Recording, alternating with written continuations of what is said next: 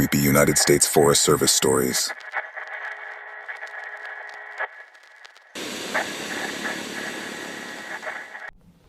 I'm a search and rescue officer for the U.S. Forest Service. I have some stories to tell. I wasn't sure where else to post these stories, so I figured I'd share them here. I've been an SR officer for a few years now, and along the way I've seen some things that I think you guys will be interested in. I have a pretty good track record for finding missing people. Most of the time they just wander off the path or slip down a small cliff, and they can't find their way back. The majority of them have heard the old stay where you are thing, and they don't wander far. But I've had 2 cases where that didn't happen. Both bother me a lot, and I use them as motivation to search even harder on the missing persons cases I get called on. The first was a little boy who was out berry picking with his parents. He and his sister were together, and both of them went missing around the same time. Their parents lost sight of them for a few seconds, and in that time both the kids apparently wandered off. When their parents couldn't find them, they called us, and we came out to search the area. We found the daughter pretty quickly, and when we asked where her brother was, she told us that he'd been taken away by the bear man. She said he gave her berries and told her to stay quiet, that he wanted to play with her brother for a while. The last she saw of her brother, he was riding on the shoulders of the bear man and seemed calm. Of course, our first thought was abduction, but we never found a trace of another human being in that area.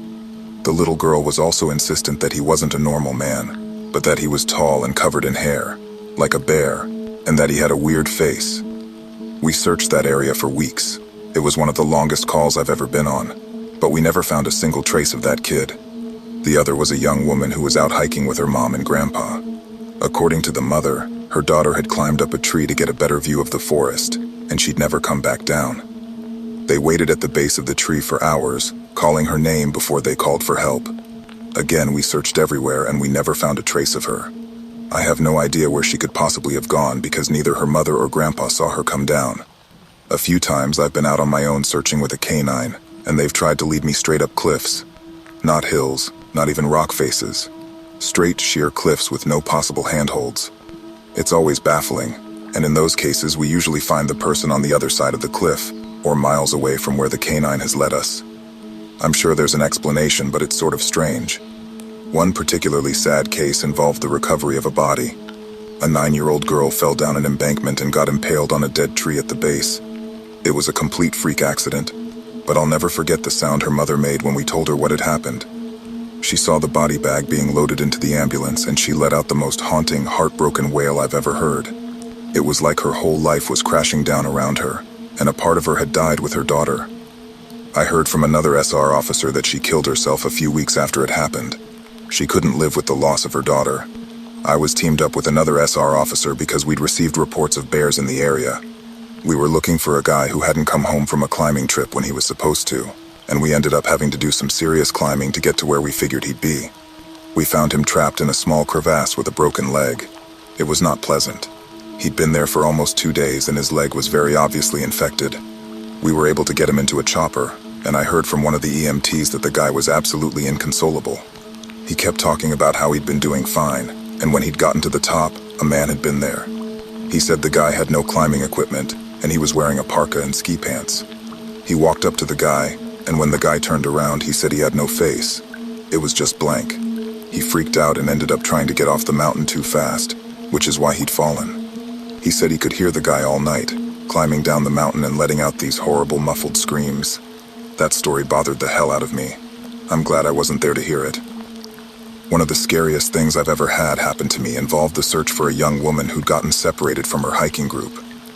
We were out until late at night because the dogs had picked up her scent. When we found her, she was curled up under a large rotted log. She was missing her shoes and pack, and she was clearly in shock. She didn't have any injuries, and we were able to get her to walk with us back to base ops. Along the way, she kept looking behind us and asking us why that big man with black eyes was following us. We couldn't see anyone, so we just wrote it off as some weird symptom of shock. But the closer we got to base, the more agitated this woman got. She kept asking me to tell him to stop making faces at her. At one point, she stopped and turned around and started yelling into the forest, saying that she wanted him to leave her alone. She wasn't going to go with him, she said, and she wouldn't give us to him. We finally got her to keep moving, but we started hearing these weird noises coming from all around us. It was almost like coughing, but more rhythmic and deeper. It was almost insect-like. I don't really know how else to describe it. When we were within sight of base ops, the woman turns to me, and her eyes are about as wide as I can imagine a human could open them. She touches my shoulder and says, "He says to tell you to speed up. He doesn't like looking at the scar on your neck." I have a very small scar on the base of my neck, but it's mostly hidden under my collar, and I have no idea how this woman saw it. Right after she says it, I hear that weird coughing right in my ear, and I just about jumped out of my skin. I hustled her to ops, trying not to show how freaked out I was, but I have to say I was really happy when we left the area that night. This is the last one I'll tell, and it's probably the weirdest story I have. Now, I don't know if this is true in every SAR unit, but in mine it's sort of an unspoken, regular thing we run into. You can try asking about it with other SAR officers, but even if they know what you're talking about, they probably won't say anything about it. We've been told not to talk about it by our superiors, and at this point we've all gotten so used to it that it doesn't even seem weird anymore. On just about every case where we're really far into the wilderness, I'm talking 30 or 40 miles, at some point we'll find a staircase in the middle of the woods.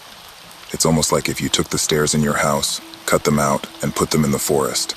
I asked about it the first time I saw some, and the other officer just told me not to worry about it, that it was normal. Everyone I asked said the same thing.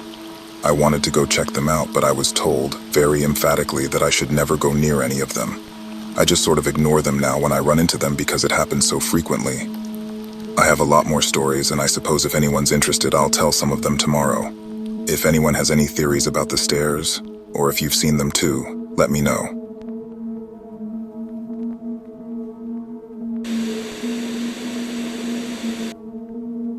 So I logged back on tonight and was blown away by the staggering amount of interest this seems to have generated. First off, I'll address a few things that you guys have brought up. There's been an overwhelming amount of people mentioning the similarity between some of my stories and those of David Paulides. I assure you I'm not trying to rip him off in any way. I've got nothing but respect for the guy. He's actually what inspired me to write this, because I can verify a lot of the things he talks about. We do have a lot of these strange missing persons cases, and most of the time they aren't solved. Either that, or we find them in places they have no business being. I personally haven't been on many calls like that, but I'll share a few that I've seen, and a story my friend told me that relates to this. There was a lot of feedback about the stairs, so I'll touch on that briefly here, and I'll also include a story. They come in a variety of shapes, sizes, styles, and conditions. Some are pretty dilapidated, just ruins, but others are brand new. I saw one set that looked like they came from a lighthouse. They were metal and spiral, almost old-fashioned. The stairs don't go up infinitely or farther than I can see, but some sets are taller than others. Like I said before, just imagine the stairs in your house, as if someone cut and pasted them in the middle of nowhere. I don't have any pictures. It's never really occurred to me to try again after the first time, and I don't really feel like risking my job over it. I'll try again in the future, but I can't really promise anything. A few people expressed confusion about the guy who ran into the man with no face. Just to clarify, when the climber ascended and reached the top of this peak, he saw another man in a parka and ski pants. This was the man with no face. Sorry about the confusing wording of that story. I'll try to avoid that in the future. Alright, on to the new stories. As far as missing persons go, I'd say about half the calls I get are related to that. The others are rescue calls. People who fall down cliffs and hurt themselves, get injured by fire. You wouldn't believe how often this happens, mostly drunk kids. Get bitten or stung by animals or insects. We're a tight team, and we have veterans who are excellent at finding signs of lost people. That's what makes these cases where we never find any trace of them so frustrating. One in particular was upsetting for all of us because we did find a trace of them, but it just led to more questions than answers. An older man had been hiking alone on a well-established trail, but his wife called to say that he hadn't come home when he should have. Apparently he had a history of seizures, and she was worried that he hadn't taken his medication and had suffered one out on the trail. Before you ask, I have no idea why he thought it was okay to go out alone, or why she didn't go with him. I don't ask about that kind of thing because past a certain point it really doesn't matter. Someone is missing, and it's my job to find them. We went out in a standard search formation, and it wasn't long before one of our vets found signs that the guy had gone off the trail. We grouped up and followed him, spreading out in a fan to make sure we were covering as much ground as possible. Suddenly a call comes over the radio telling us to all head back to the vet's location, and we come right away because this usually means the missing person is injured, and we need a full team to help get them out safely. We meet back up, and the vet is just standing at the base of a tree with his hands on the sides of his head. I ask my buddy what's going on, and he points up into the branches of this tree. I almost couldn't believe what I was seeing, but there's a walking stick dangling from a branch at least 30 feet off the ground. The little strap thing on the handle has been looped around the branch, and it's just hanging there. There's no way the guy could have tossed it up that far, and we don't see any other signs that he's still in the area. We call up into the tree, but it's obvious no one's in it. We're all just sort of left scratching our heads. We keep searching for the guy, but we never find him. We even bring our canines out, but they lose his scent long before this tree. Eventually the search is called off because there are other calls we have to attend to, and past a certain point there's not much we can do. The guy's wife called us every day for months, asking if we'd found her husband, and it was heartbreaking to hear her get more and more hopeless each time. I'm not sure why this call in particular was so upsetting, but I think it was just the sheer improbability of it. That and the questions that were raised. How the hell had this guy's cane ended up there? Did someone kill him and toss that up there as some weird trophy? We did our best to find him, but it was almost like a taunt. We still talk about that one from time to time. Missing kids are the most heartbreaking. Doesn't matter what circumstances they go missing under, it's never easy. And we always dread the ones we find deceased. It's not common, but it does happen. David Paulides talks a lot about kids SR teams find in places they shouldn't be or couldn't be. I can honestly say I've heard about this kind of thing happening more than I've seen it, but I'll share one of the ones that I think about a lot that I witnessed personally. A mother and her 3 kids were out for a picnic in an area of the park that has a small lake. One is 6, one is 5, and the other is about 3. She's watching them all really closely, and according to her, she never lets them out of her sight at any time. She never saw anyone else in the area either, which is important. She packs their stuff up, and they start to head back to the parking area. Now this lake is only about 2 miles into the woods, and it's on a very clearly established trail. It's almost impossible to get lost getting from the parking area to it, unless you're deliberately going off the path like an imbecile. Her kids are walking in front of her when she hears what sounds like someone coming up the path behind her. She turns around, and in the 4 or so seconds she's not looking, her 5-year-old son vanishes. She figures he stepped off the trail to pee or something, and she asks her other 2 where he went. They both tell her that a big man with a scary face came out of the woods next to them, took the kid's hand, and led him into the trees. The 2 remaining kids don't seem upset. In fact, she says later that it seems like they've been drugged. They're sort of spacey and fuzzy. So of course she freaks out, starts looking frantically in the area for her kid. She's screaming his name, and she says at one point she thinks she heard him answer her. Now obviously she can't go blindly running into the woods, she's got the other 2 kids, so she calls the police and they send us out immediately. We respond and we start the search for him. Over the course of this search, which spans miles, we never find a single trace of the kid. Canines can't pick up any scent. We don't find any clothing or broken bushes or literally anything that would signify a child being there. Of course, there's suspicion about the mother for a while, but it's pretty clear that she's completely destroyed by the whole thing. We looked for this kid for weeks, with a lot of volunteer help. But eventually the search peters out, and we have to move on. The volunteers keep searching though, and one day we get a call on the radio letting us know that a body has been found and needs to be recovered. They tell us the location, and none of us can believe it. We figure it has to be a different kid. But we go out there, about 15 miles from the site where he vanished, and sure enough, we find the body of the kid we've been looking for. I have been trying to figure out how this kid got where he did ever since we found him, and I've never come up with an answer. A volunteer just happened to be in the area, because he figured he might as well look in places no one else would think to on the off chance the body had been dumped.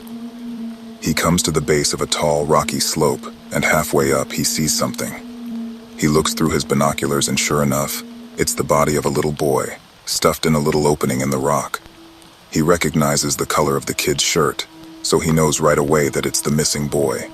That's when he calls it in, and we're dispatched. It took us almost an hour to get his body down, and none of us could believe what we were seeing. Not only was this kid 15 miles from where he'd started, there was no possible way he could have gotten up there on his own. This slope is treacherous, and it's hard even for us with our climbing gear. A 5-year-old boy had no way of getting up there, of that I'm certain.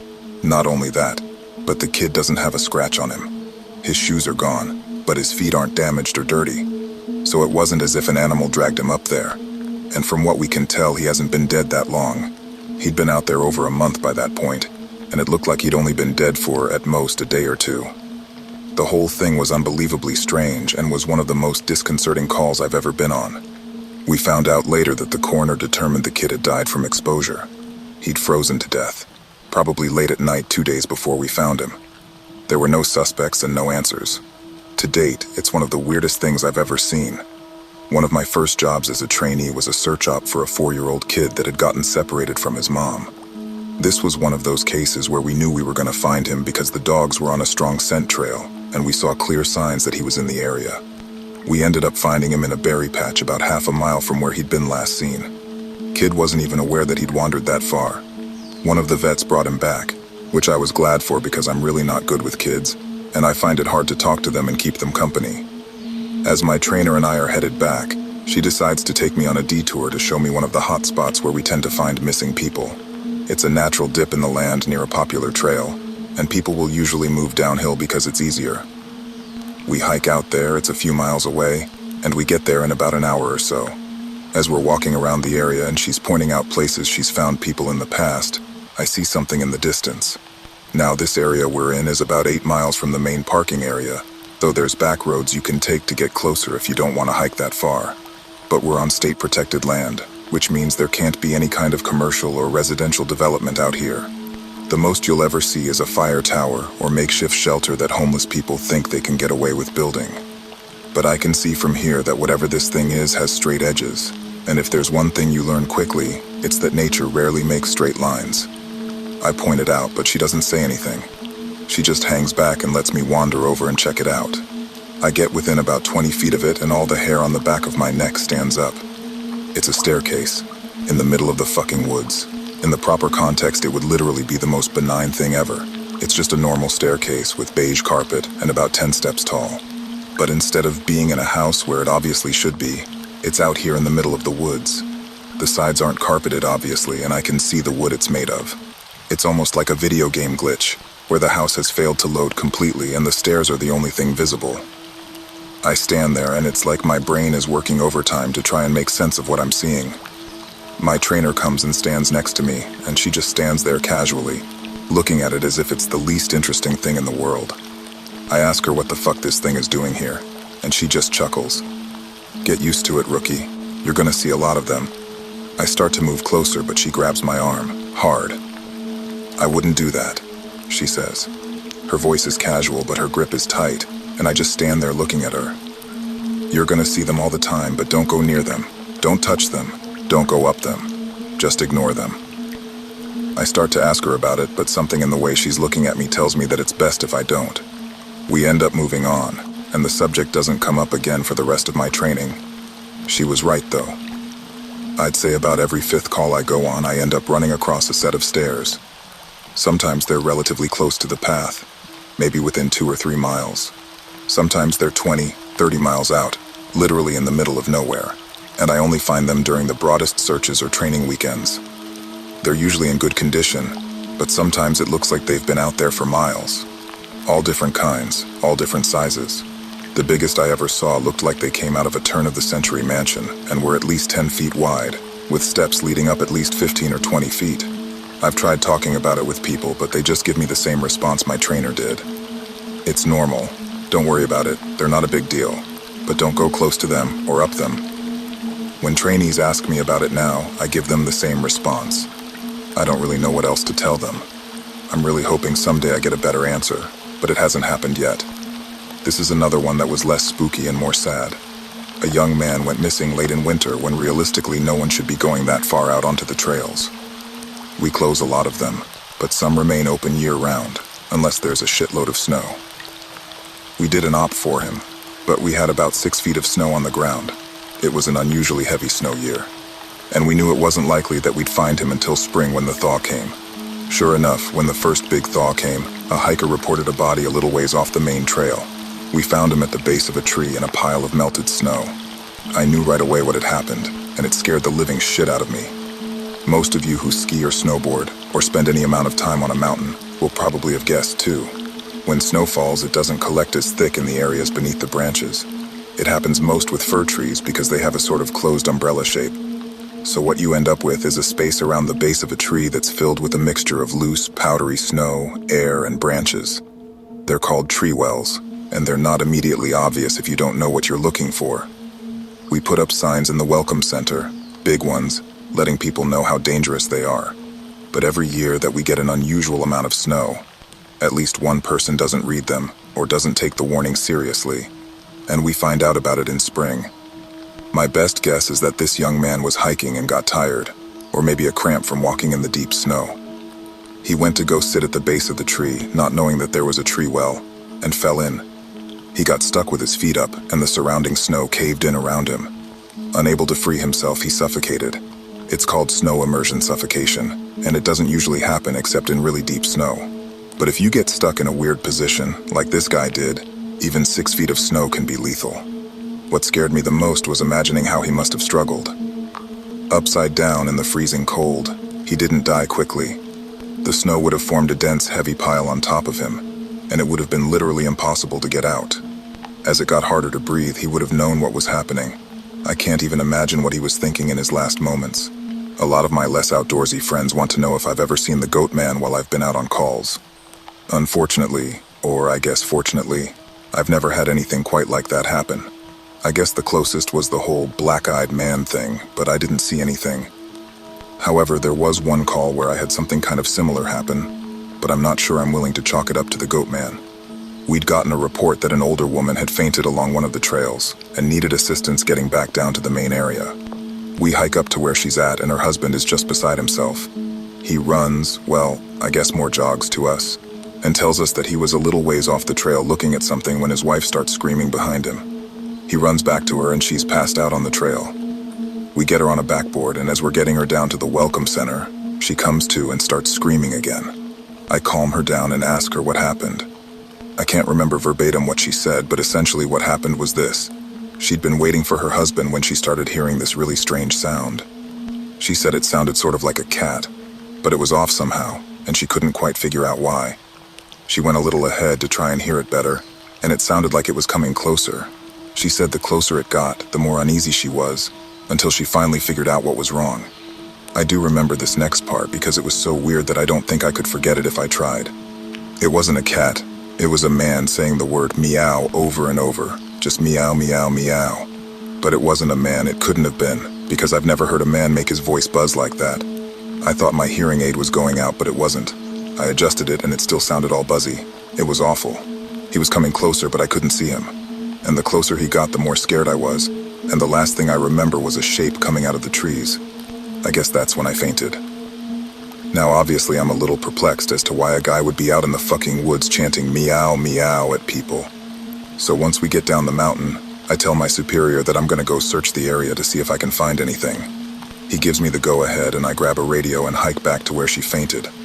I don't see anyone, so I keep going about a mile more. And when I head back, I go off the trail to see if I can figure out where she saw him coming from. It's almost sunset by this point, and I don't have any desire to be out at night alone, so I just sort of write it off and make a mental note to check it out again tomorrow. But as I'm headed back, I start to hear something in the distance. I stop, and I call out for anyone in the immediate area to identify themselves. The sound didn't come closer or get louder, but it sounded exactly like a man saying meow, meow in this really odd monotone. As comical as it makes it sound, it was almost like that guy on South Park with the electrolarynx, Ned. I go off the trail in the direction I think it's coming from, but I never seem to get closer. It's almost like it's coming from all directions. Eventually it just sort of fades out, and I ended up going back to the welcome center. I didn't get any further reports like that, and even though I went back to that area, I never heard that exact sound again. I suppose it could have been some stupid kid out there fucking with people, but even I have to admit it was weird. So this kind of turned into a massive wall of text, and for that I apologize. I wanted to get to the stories my friend told me, and he does have some good ones, so I'll post those tomorrow evening. I also have a few more of my own I think you guys will like. I'm sorry to keep you all in suspense again. Hopefully the stories here make up for it and help you get through the next 24 hours until I can post again. Since it seems like all of you would like to hear more, tomorrow I'll write up as many stories as I can and do a massive post. I'll include my friends' stories, and I'll see if I can't get a hold of a few more people who might have interesting things to talk about. I just wasn't sure how people felt about big, huge walls of text. But if you're all okay with it, I'll post lots of stories.